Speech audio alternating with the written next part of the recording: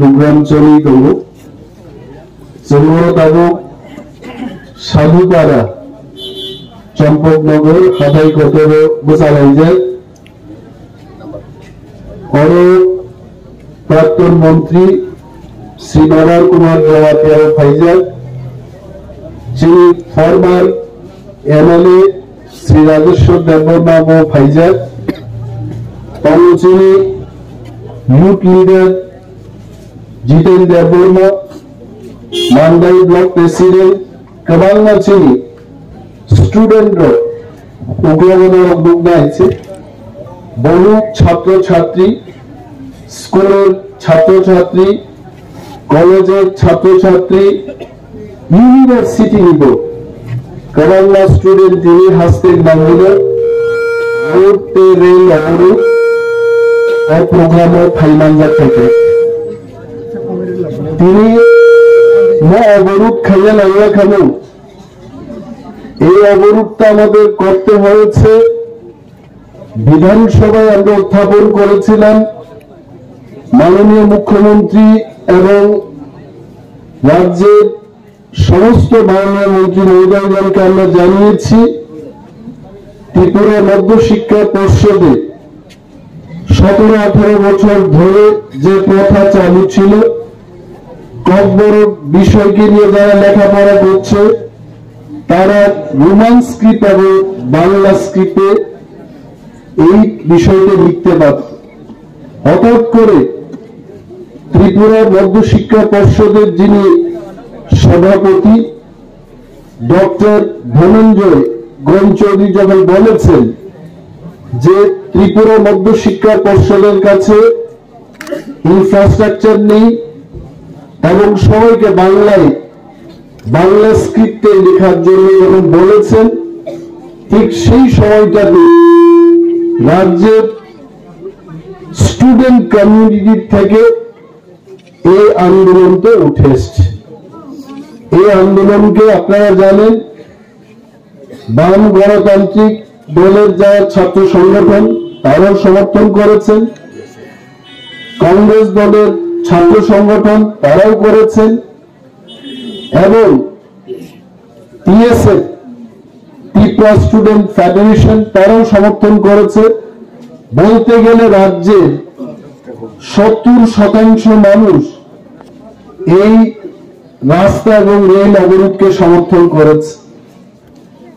আমি মাননীয় সরকারের কাছে অনুরোধ করব, মাননীয় মুখ্যমন্ত্রীর কাছে অনুরোধ করব, সারা রাজ্যের মানুষের যে ভোগান্তি, অনেক মানুষ যাতায়াত করতে পারছে না, people cannot move from Dharmanagar to Agartala, অনেক জায়গায় আজকে ব্যারিকেড এবং অবরোধকারীরা বসে পড়েছেন, তাতে জনজীবন হস্তনষ্ট হচ্ছে।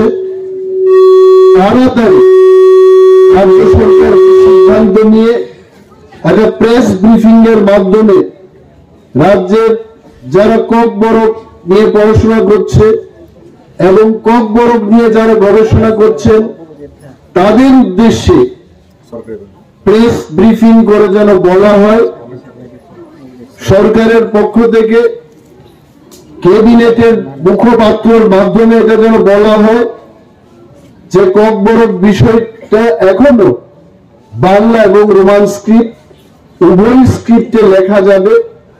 এটা যদি বলা হয়, আমরা আশ্বস্ত করে বলতে পারি সরকারের কাছে যে এই আন্দোলন আমরা প্রত্যাহার করে নেব। কারণ আমরা চাই না ত্রিপুরার মানুষ যেন তারা যে কোনো ব্যাঘাত, যে কোনো অস্বস্তির মধ্যে এদেরকে পড়তে হয়, এই পরিস্থিতি আমরা তৈরি করতে চাই না। আমি আশা রাখব সরকার নিশ্চয় একটা সিদ্ধান্ত নেবেন। আর যদি সরকার সিদ্ধান্ত না নেয়, আমরা এটাও বলছি যে অনির্দিষ্টকালের যে বন্ধ, এটা Kokborok speaking, the last man will stand and give a fight। এই হিউম্যান স্ক্রিপ্টকে নিয়ে আর আমরা চুপচাপ থাকবো না। শেষ রক্ত দিয়ে ত্রিপুরা রাজ্যে ককবরক যারা নিয়ে পড়াশোনা করছে তাদের বাংলা এবং হিউম্যান স্ক্রিপ্ট উভয় স্ক্রিপ্টে তারা যেন লিখতে পারে, সে আন্দোলনকে আমরা সফল করব।